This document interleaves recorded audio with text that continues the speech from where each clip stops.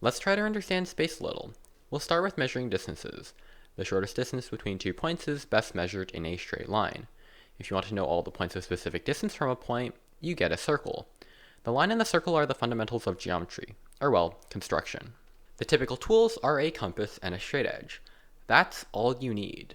But with these two tools you can create a lot. 2 circles that pass through each other's centers, and 3 lines later, that's a triangle. 60-degree angles. Draw another line and there's a 90-degree angle. That's already enough to make a square. Squares mean we can also make 45-degree angles by connecting the diagonals. 45 plus 90 is 135, and that's the angle we need for an octagon.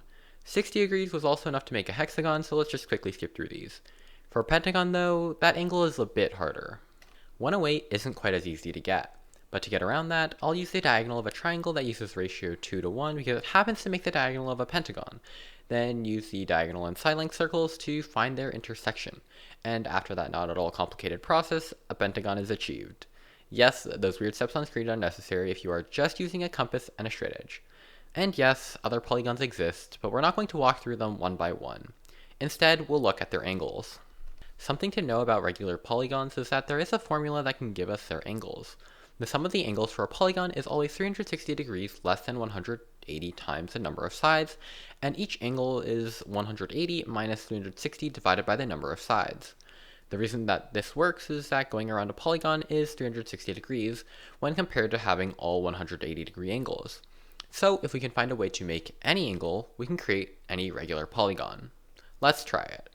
One way we can manipulate our angles is by cutting them in half. We can cut angles in half easily by taking a perpendicular bisector of 2 equidistant points from an angle. We already had 60 degrees, so that gives us 30 and 15.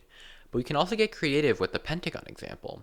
Instead of just using the angles we have, we can create new ones using triangle side lengths and existing angles. This goes further into trigonometry and uses actual distances, but it's still something that can be done. But this has limits. We start with integer lengths, and if you know the Pythagorean theorem, which states that in a right triangle, the sum of the squares of the 2 legs is the hypotenuse squared, we run into a problem very quickly. We can only get square roots. And while this is still incredibly powerful, we can't just create any angle we want with just a straightedge and a compass. But for whole numbers of degrees, the smallest we get is 3 degrees. And that limit might seem disappointing, but at least from here we can zoom out and appreciate the amount of effort it takes to create. In spite of the simplicity of the 2 tools we've started with, there's complexity that can be built from scratch. And that is part of the beauty of math. You can start with what feels like nothing and create.